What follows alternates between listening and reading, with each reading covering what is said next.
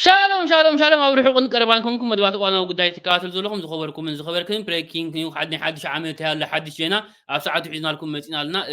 كم تقول لي زولكو حدش عملت حسرنا بلنا مدوات تي حدش جينا دما ساعات نامتنا قال خافتي لو مشيت بمزحي كزرقاح زمسيه ናይ ኢትዮጵያ ብዛዕባ ወደብ ምርካባ እዩ ምክንያቱ ንብዙሓት ሰባት ስግንጢር ኮይኑዎም ዘይተመለሰ ሕቶ ዝነበረ ብዛዕባ እዚ ናይ ወደብ ናይ ኢትዮጵያ እዩ ወደብ ናይ ኢትዮጵያ ግድን ክትረክብ ኣለዋ ስለ ዝበሃል ዝነበረ እንታይ ክትገብር ኢትዮጵያ ካብቲ ኣካታዒ ነገር ነይሩ ሕጂ ድማ ኢትዮጵያ ወደብ ረኺባላ እሱን ወድሱን ክንዛረብ ኢና ዓምና እንታይ ብለው እስክንስማዓዮም ዓምና እንታይ ብለው መጀመርያ ብምክንያት ወደ ዓመት ዓምና ርሑስ ዓዲስ ዓመት ለማለው ካልእ እዚ ዓምና እንዶ ዘለና መቸም ፈይትኩም ኣለኹም ካብ ምሕር ሽሙ ፅዋዕ ዓምና ንብሎ ነርና ኤርትራ እንከልና እንታይ እዩ ዝብል ዘሎ ዓመት ኩሉ ግዜ ኢንተርቪው ይገብር ነይሩ ዝኩሪኢኹም ሓድሽ ዓመት ሎማ ዓመት ግን ዝኾነ ኢንተርቪው ኣይገበረን ኣክንዲ ኢንተርቪው ዮሃና ርሑስ ሓድሽ ዓመት ኣብ ዘለኹም ኢሉ እንታይ ሞ ወላ ሓንቲ ኢንተርቪው ተገይሩ እንታይ ዓመት ዝደጋግማ እሳ ስለ ዝደግማ እንቋዕ ወላ ኢንተርቪው ኣይገበረ ፀገም ዝበሃል የብሉን ማለት እዩ ዜና ፕሬዚደንት ኢሳያስ አፈወርቂ በምክንያት ሓድሽ ዓመት ናይ ዮሃና መልእኽቲ ኣመሓላሊፎም መልእኽቱ ሕዝቱ ይስዕብ መልእኽቲ ሓድሽ ዓመት ብምክንያት ሓድሽ ዓመት 2024 ንመላእ ህዝቢ ኤርትራ ኣብ ውሽጥን ወፃእን ንሓይልታት ምክልኻሉን ዮሃናን ሰናይ ምንኤቱን ዓመተ 2023 ብደረጃ ዞባን ኣህጉርን ተፈጥሮኣውን ሰብ ሰርሖን ሓደጋታት ቅሉላዋትን ዕጥቃዊ ግጭትን ዝበዝሓ ዓመት እያ ነይራ ኣብዚ ቅሉላዋት ዝዓብለሉ ሃዋሁ ህዝቢ ኤርትራ ስኒቱ ሓድነትን ርግኣትን ዓቂቡ ሰላምን ልኡላውነትን ኣውሒሱ ኣብ ኩሉ ዓውድታት ከም ወትሩ ሓያል ናይ መኸተን ዓወትን ያትኡ ኣመስኪሩሎ ዓመተ 2024 ድማ ንዘላቂ ልምዓትን ገስጋስን እነንቅደሉ ዝሓሸ ዕድል ከተርሕወልና ሰናይ ትምኒተይ እናገለጽኩ ርሑስ ሓድሽ ዓመትን በዓላት ልደትን ዓወት ንሓፋሽ እንታይ መኽትብሉ ትኽእሉ ወላ ሓንቲ ምስ ኢሳያስ ዓመት ዛዝረባ እዚኣ ጥራይ እዩ ዝደጋግማ ለውጢ ከምፃእ ኣይደልየን ለውጢ ከምፃእ ኣይከኣለን እቲ ለውጢ ለግን ንሕና ጥራይ ኣይኮናን ወላ ቶም ደገፍቲ ግን ሎምስ ተወዲእዎም እዩ ለውጢ የምፅእ ክብሉ ጀሚሮም ኣለዉ ተወዲእዎም ወላ ቶም ደገፍቲ ለውጢ ክቕርእ ኣለና ዓመት መፅእ ደየለ እስከ ሕጂ እንታይ ይኽኽልም ባሰብኣይ ገለተሪ ደየለን ከላም ማፊ ኩሉ የለ ኩሉ ደይብላ ሃገር ዳ ከመይ በሪሳ እኳ ተዓዲ ገለበታ ንግበር ሕጂ እዛ ሃገር ክትስእቲ ኮይና ወዲ ኣፈወርቂ መዓራይ ፈሊጥካ ተለኸሰ ኣብዝሑለ እዚኣ ቆሪፅኩም ኣብዝሕዋ መንዩካ የብፅሓል ኩለኹ ትፈልጥኹም ኢሳያስ ናተይ ቻነል ማለት እዩ እንታይ ኣሎ ሓድሽ ነገር ኣብ ደገ ዘሎ ህዝቢ ከመይ ኩነታት ካይድ ኣሎ ሓድሽ ዜና እንታይ ይበሃል ኣሎ ገለ ንምስማዕ ኢሳያስ ናተይ ዜና ስለ ዝከታተል እዛ ናይ መንዩካ ድማ ኣነ የብፅሓል ኣለኹ ማለት እዩ ህዝቢ ኤርትራ ንክዛረበልካ ኢሎም መዓልቲ ተመይ ንብልኒና መሪርዎ ኣሎ እዚ ህዝቢ ለውጢ ከይገበር ከሎ መሬት ክትዓርበና 30 ዓመት ከመይ ዝጉዳይ እወ ገለ ግበር እቶም ሃፍታማት ኣብ ዓለም ዘለዉ ሃፍታማት እትዎም ኣብ ኤርትራ ስርሑ ገለ ጌጋ ተሪኸሎም ከዓኒ ትቆፅዖም ከየተኸዩ ከይኣተወ ሃፍታም እንታይ ምትበሃል ሃፍታም ቢዝነሱ ኣይሰርሐ ገለ ይሰርሐ እዚ ኩሉ ሃፍታም ኤርትራውሲ ኣብ ፍቐድ ካልእ ዓዲ ናይ ካልእ ዓዲ ከስብሕ ሃገርና ደየስብሑ ደይትእትዎም ኣፍቅደሎ ኣይተፈቐደልናን እዮም ትብሉ ኩሎም ከም እዮም ትብሉ ደቂ ኤረ ኣይተፈቐደልናን እወ እንድሕር ተፈቒድሎም ኮይና ተፈቒድሎም መፅኻ ንዕ ክልም ኣብዚ እስከ ደይብኩም ንጎርና ትማይ ንብልና ድሓነ ትማይ ብኒ ድሕሪ ችብ ኣይበልኒ ድሕር ሕጂ ካብ ኤርትራ ዝጠፍእ ሰብ ጋባ እንዳበልዐ ሰብ ጋባ ትበልዕ ኣላ ደይወፅኻ ካልእ ህሉ ኸውን ዋ ግደ ዓጋመ ረኺቦም ማርኣይዋ ስምዕዋ ዝኾነ ናይ ሞኒካ ዘረባ ኮይኑ ሓልኩም ኢለ እምበር ከምኡ ክትብል እያ ውዒላ ማለት እዩ ዓጋመ ረኺቦማ ንሞኒካ ከምኡ ክልዋ እዮም ሕጂ እንታይ እሞ ትዛረቡ ዘላ ሓቂ እኮ ይሕዋት ካብ ፀወታ ወፂና ካብ ዝሓቅ ወፂና እንትርኢና ይኩሕዋት ጌጋ እኳ እዩ ዓመታት ሓልፍ ኣሎ እዚ ኩሉ ኤርትራዊ ኣብ ኣፍሪካ ቅርና ኣፍሪካ ኣካል ሃገራት ኮይኑ ንካልእ ሃገራት ይህብትም ኣሎ ኣካል ሃገራት ለውጢ የምፅእ ኣሎ እዚ ኤርትራዊ ኣብ ኤርትራ ኣትዩ ለውጢ ከየምፅእ ኣብ ኤርትራ ኣትዩ ፍታሕ ከምፅእ ግን ኣይከኣለን ምክንያቱ ባይታ ኣይተፈቅደሉን ትዛረቦ ዘሎ ሓቂ እያ ግን ከምዚ ኢልካ ምዝራብ ምስ ሃገርካ ምጥላም ምስ ሃገርካ ኣሕሊፍካ ምሃብ ገለ ኮይኑ እዩ ዝስምዖም ዘሎ እንታይ መክትሎም ትኽእል ዓመት መፅእ ደየለ እስከ ሕጂ እንታይ ይኽኽልም ባሰብኣይ ገለተሪ ደየለን ከላም ማፊ ኩሉ የለ ኩሉ ደይብላ تا وفي رخيبوا عقامة رخيبما وفي رخيبوا كلاس كي تخافلوا أقوم كأبيكم إرتراوان جنزب كي تبوا أبيكم ذا حتى تزارك عقامة أنتوا لخا الجنازة حفتنا عقامة أنت قنداس أنت شرمتا أنت بعلقة في البواب بتعمل حزنك تاني إرتراو مثلا تعزم بتعمل سمعك دايما نقدر سيلهم قبلنا متى نقدر كبرات عذبتنا ما إثيوبيا دخيل إثيوبيا ودب رخيبالا إثيوبيا قدن ودب كركبالا أنت بالنيرة حجد ما من الصومالي لان تسمع ودب رخيبالا متشم أي جبرون سياسة أي جبرون كم زون تقصو إحنا نبر مش إثيوبيا سامع خاب حجاو مجد يكونات ودخينات كي جبر كون ودب يبكان إثيوبيا خم تقوم لخ جبر كال نيريو جن بكان هالحجي تبحرون كم يدخن بري تبحرون زي تقوم له أكل يلن مالتي بزخون أنت يا الله خمنا إثيوبيا زينا نسمع أيوة مالتي أبز حد يصبو نجر كنت أقصى زلنا نجرون أتي نبحر لك زجبر كينات تسفى نجبر تقف خون كينات نبحر لك خونات غير كعجون سبي خطف واقعي كغفل مبر من أنت بحري كينات غير كعدسات يمكن عنبرز من تلوتي إلن سلزي إثيوبيا زحيش ترقيبا أنا خمنيش صبو قسم معني زواج أتكبر مالتي نا إثيوبيا سبر زينا إلهم لو مخاف زرقحو ببزحي شرك بهال كابزوا عليه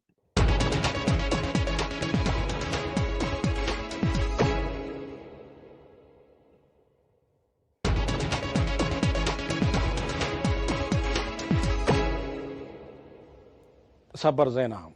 ኢትዮጵያ የቀይ ባህር በር ለማግኘት የሚያስችላትን ስምምነት ከሶማሊላንድ ጋር ፈጸመች። ጠቅላይ ሚኒስትር ዶክተር አብይ አህመድና የሶማሊላንድ ፕሬዝዳንት ሙሴ ባሂ ሁሉን አካታች የሆነውን የጋራ መግባቢያ ሰነድ ፈርመዋል። ናይ ሶማሊላንድ ፕሬዝዳንት ሙሴ አብይ አህመድ ኢትዮጵያ ወደብ ክትቀመሉ ንኽህብዋ ስምዕ ፈሪሞም እዩ ዘሎ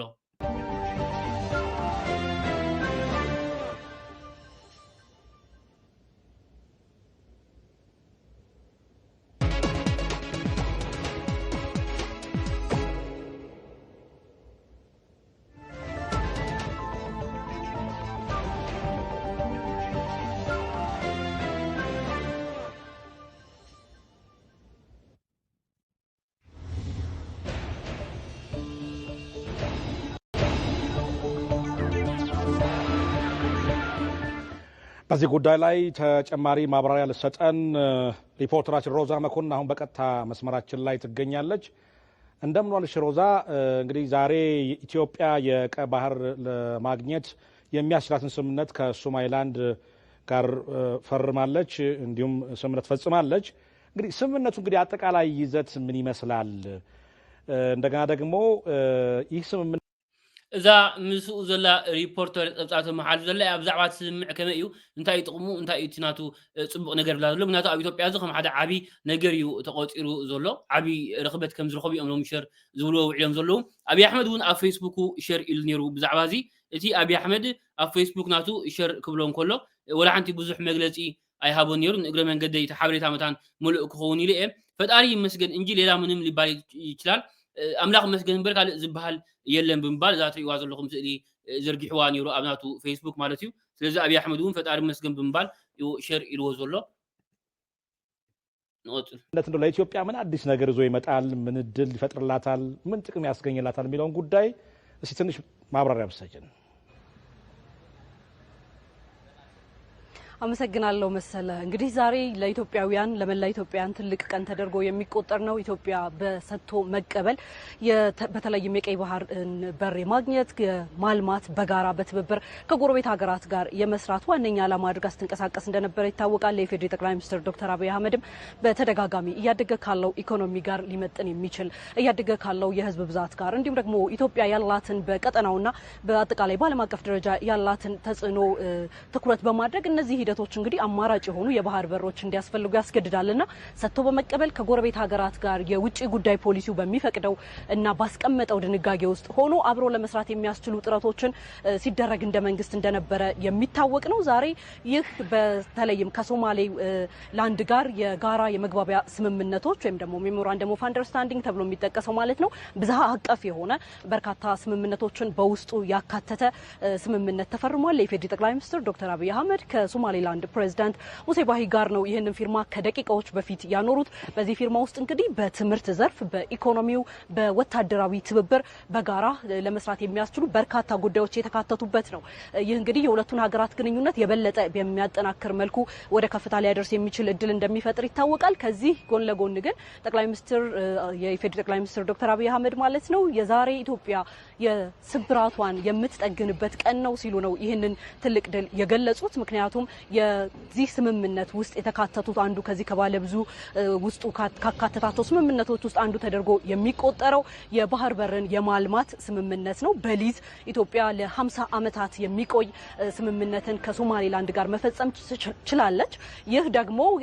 በቀጣይ እስከሚራዘም ከ50 ዓመታት በኋላ ደግሞ አገልግሎቱ ሊራዘም በሚችልበት መንገድ ላይ ነው እንግዲህ ከስምምነት የተደረሰው። ይህ ብቻ አይደለም። ኢትዮጵያ በወታደራዊ ዘርፍ በርካታ ስራዎችን እየሰራች እንደሆነ ይታወቃልና እነዚህ ስራዎችን ልምድን የምታካፍልበትም በወታደራዊ ስምምነት ውስጥ የተካተተ ነው። ለዚህ ደግሞ የጦር ቤዝ ወይም ደግሞ የጦር ሰፈር ግንባታም እንደዚሁ የተካተተበት ነው ማለት ነው። ስለዚህ እነዚህ አጠቃላይ ማዕቀፎቹ እንዳልኩት ቀደም ሲል كبرات تعذبت بزرزر كم تقول زلا قال خفت جيرنا زلا وعل سمعتين ولا أو تهدروا وخنا أكلوا أخل نجرين سامي عن زلا أكل سومالند هاجر أيقونتن تفضيهم سلزي نهاجر أخل كتبها إثيوبيا مالتي إثيوبيا سي قداميتي كتفر من هاجر نقطكون تاع سومالي لاند مالتي أبز حجي مسبولتي كام متحاز وي سومال نبع الحجي سومال أبز قداي انتهي تلوا قلب حجز مس خونيو جنب حافشة بزح سمعتين جيرنا زلا إثيوبيا دما نعم ساعة ياخذ تقملو دي حرزز مت نجر حجي إثيوبيا بقى أي أخل النيو إذا ودبزي رخيبة لا 50 ዓመት ስለ ተሐስብ ዘላ ቀሲና ዲያ ክትነብር ወይስ ምስ ኤርትራ ዝኾነ ነገር ክፍጠር ይኽእል ወይ ናይ ኤርትራ ጉዳይ ጥቅላላ ቀቢጣቶ ኣብዚ ርግፀኛት ክንከውን ኣይንኽእልና። አብይ አሕመድ ግን በዚ ጉዳይ እዚ ዓብይ ነገር ከም ዝረኸበ ከም ዝተሓጎሰ ህዝቢ ኢትዮጵያውን ደስ ከም ዝበለ ትገልጽ ዘላ ብሕፅር ዝበለስ ነቲ ኣሻቓሊ ጉዳይ ዝነበረ ኣብ ኢትዮጵያ ግድን ወደብ ክንረክብ ኣለና ዝብልዎ ዝነበሩ ኣብ ዝሓሸ ኩነታት ከም ዘለዉ እዮም ዝሕብሩ ዘለዉ ማለት እዩ። ዜርካ ከም ዝበልኮ እውን እቲ ኩናት ኢልካ ንቀይሕ ባሕሪ ናይ ኤርትራ ዝግበር ነገራት ዘትርፎ ኮይኑ ንዓይ ይስማዓኒ። مچم ኢትዮጵያ ከምዛ ዓይነት ነገራት ረኺባን ከላ ሕጂ ቀሲና ክትብል ትኽእል ዶ ኣይትብል ኣብ ምልክት ሕቶ ዝኣቱ እዩ። ብሓፈሻ ግን ቁሩብ ካብኡ ናብኡ እቲ ናይ ኩናት ክፈዶ ኣይክፈትን ዝብል ኣዛራብ ዝነበረ ነገራት ዝዝሕል ኮይኑ ኣይስማዓኒ። ኣብ ዘለውኩም ርእይቶኩም ድማ ንእግረ መንገድኩም እናሃብኩም ማለት እዩ። በትምህርት በጤና ከዛም ባለፈ በኢኮኖሚው ረገድ ደግሞ በመሰረተ ልማት ግንባታና በሌሎች ዘርፎችም ከዛም ባለፈ በወታደራዊ ክንውኖችም እንደዚሁ ልምድን በማካፈል ረገድ ከሶማሌላንድ ጋር እንዳለ ይታወቃል። ነገር ግን በሁለቱ በተለይም አንድ ቀደም ሲል እንዳልኩት ማለት ነው ወታደራዊ ጦር ሰፈርን በመገንባት ሁለትም ኢትዮጵያ የቀይ ባህርን በማልማት ረገድ ሰፊ ድሎችን ያስመዘገበችበት የኢፌዴሪ ጠቅላይ ሚኒስትር ዶክተር አብይ አህመድም ለመላው ኢትዮጵያውያን ቃል በገባነው መሰረት ያሳካንበት ሲሉ የገለጹት ነው። እንግዲህ እዚህ ስምምነት ላይ የጠቅላይ ሚኒስትሩ የብሔራዊ ደህንነት አብይ አሕመድ ገለ ካብቲ ዝበሉ ድማ ህዝቢ ኢትዮጵያ ትዛእትናሉ መብዛዕሲ ጌርና ኣለና እዩ ዝበሎ ብሕፅር ዝበለ ኣብ ሓፂር ግዜ ወደብ ክንረክብ ክንኣልና ምክንያቱ ኣብ ኢትዮጵያ ብዙሕ ሰብ እንዳወሰኺ ይኸይድ ኣሎ፣ ብዙሕ ሰብ እናተደመረ ይኸይድ ኣሎ። ስለዚ ግድን ወደብ ክንረክብ ኣለና ይብል ነይሩ ኣብ ዝሓለፈ ማለት እዩ። ስለዚ ወደብ ረኪብና ኣለና ህዝቢ ኢትዮጵያ እዩ ዘሎ። ቀጻሊ ፖለቲካዊ ኩነታት ድማ ናበይ ገፁ ክኸይድ እዩ ክንሪኦ ኢና ማለት እዩ። ጉዳዮች አማካሪ አምባሳደር ሬድዋን ሁሴን ሰፊ ማብራሪያዎችን ሰጥተዋል። በዚህ ስምምነት ውስጥ በአንድ ወራት ዝርዝር ጉዳዮች በሰጥቶ መቀበል ትኩረት ያደረገ በመሆኑ ማለት ነው ምን አይነት ጉዳዮች ላይ ትኩረት ተደርጎ ንግግሮች የሚያስፈልጋቸው ላይ ስምምነቶች የሚያስፈልጋቸው ላይ በአንድ ወር ጊዜው ስምምነት ለመድረስ ሰነዱ እንደሚያስቀምጥ ጠቁሟል። ከዛ ተጨማሪ ሌሎች ነገሮች ቢያስፈልጉም እንደያስፈልጋነቱ ንግግሮችና ውይይቶች ሊካሄዱ እንደሚችሉ ነው የተነሳው። እንግዲህ የኢትዮጵያ ቴሌቪዥንም በቀጣይ ዘገባዎቻው በእነዚህ ጉዳዮች ላይ ትኩረት አድርጎ ወደ ተመልካች የሚደርስ ነው የሚሆነው ማለት ነው። መሰለ አመሰግናለሁ ሮዛ። እንግዲህ ተመልካቾቻችን ኢትዮጵያ የቀይ ባህር በር ለማግኘትና ለማልማት የሚያስችላትን ስምምነት ከሶማሊላንድ ጋር ፈጽማለች። እንግዲህ በዚህ ጉዳይ ላይ በምሽት ዜናዎቻችን በስፋት የምንመለስበት ይሆናል። كبرات عزبتي استفلا معكنا زينا إثيوبيا خمزي إنزولا زلوا نزخم حدا عبي عود عبي بسرات ناكل تشين إنسان 4 حسيبهم يوم زاروا بالزلوا مالتيو أب كلن أب كلن معكنا زينا خمسة وزلهم نتز نبرو خنتات يوم شرز بالوزلوا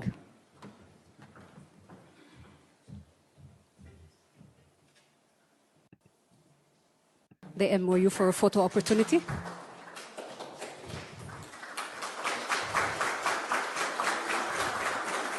Thank you.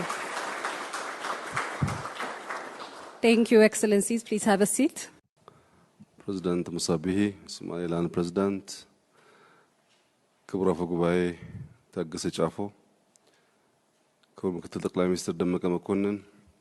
የተከበራችሁ ሚኒስትሮች እንኳን ለአዲሱ የፈረንጆች ዓመት እንዲሁም ለአዲሱ የኢትዮጵያ ስብራት ጥገና ቀን በጋራ ነቶም ኣብኡ ዘለዉ ዕዱማት ሽሞም ብምጥቃስ ብሓፈሻ ኣብይ ኣሕመድ ኣብ ዝበ ዘሎ ናይ ኢትዮጵያ ዝተሰበረ ወገን ምፅጋን እንኳ ኣብቅዓና ናይ ኢትዮጵያ ተሰይሩ ዘሎ ነገር ክፅገን እዩ ክዕረዩ እዩ ዘሎ እንኳ ኣብቅዓና ብኡ አደረሰን አደረሳችሁ ማለት እፈልጋለሁ። በተደጋጋሚ ለህዝባችን ቃል በገባነው መሰረት ኢትዮጵያ ካሏት ዋና ዋና ስብራቶች መካከል አንዱ የሆነው ቀይ ባህርን አክሰስ የማድረግ በዚያም የማልማት ፍላጎት ከሶማሌላንድ ወንድሞቻችን ጋር በተደረገው የትብብር ስምምነት ዛሬ የመግባቢያ ሰነድ ተፈራርመናል። ዝርዝር ውይይቶችና ስምምነቶች ይኖራሉ። በስምምነታችን መሰረት ከወንድም የሶማሌላንድ ህዝብ ጋር በትብብር ለመልማት ለማደግ የጋራ ሰላማችንን ለማረጋገጥ የሚያስችል መነሻ ሰነድ ይሆናል። ከዚህ ቀደም በተደጋጋሚ እንዳነሳ ነው እኛ ያሉንን ሀብቶች የመጋራት የመካፈል ገለ ካብቲ ኣብይ ኣሕመድ ዝሎን ህዝብና ብዛእቲ ናይ መብፃዕ መሰረት ምስ ሶማሊላንዲ ብዝተፈላለየ ነገራት ሓቢርና ንክንሰርሕ ሓቢርና ንዓቢ ተሰማሚዕና እዩ ዘሎት መግለፂ ዳርጋ ተመሃሳሊ እዩ ከይንወሓልኩም ኢለ ቁርፅ ዘረባን መሸራን ክሳድ ክሳዱ ከም ትብሎ ሕፅር ከብለልኩም ኢለ በጋራ የመልማት ፍላጎት እንጂ ማንንም በኃይል የማስገደድ ፍላጎት የለንም ስንል የነበረው ሐሳብ በተግባር ዛሬ በአዲሱ ዓመት የመጀመሪያው ቀን ወደብ ንምርካብ ብሓይሊ ንገብሮ ነገር የብልና ንብል ነርና ሕጂ ድማ ብዘይ ሓይሊ ብስምምዕ ሕጂ ፈሪምና እዩ ዘሎ ግን ኣብ ዝሓለፈ መቸም ሪኢኹም እኹም ወደብ ቀይሕ ባህሪ ንክንረክብ ብሓይሊ ዝብል ነይሩ ወላ ብፍቶት መቸም እቲ ናቱ ቃላት ሰሚዕና ኢና ብሓፈሻ ግን ንዑ እዩ ዝገልፆ ዘሎ ንሕናሲ ብሰላማዊ መገዲ ረኺብና ኣለና ዝዓይነቱ እዩ ለመላው የኢትዮጵያ ህዝብ የሶማሌላንድ ህዝብና ለሰላም ወዳድ ህዝብ ለልማት ወዳድ ህዝብ ሁሉ የምናበስረው የምስራች ይሆናል። ስብራቶቻችን ይጠገናሉ። ኢትዮጵያ ትበለጽጋለች። በገባነው ቃል መሰረት ሀገራችንን ወደሚቀጥለው ደረጃ እናሸጋግራለን። ስለሆነ ሁሉ ያደረገልን ፈጣሪ እናመሰግናለን። እጅግ አድርጌ አመሰግናለሁ።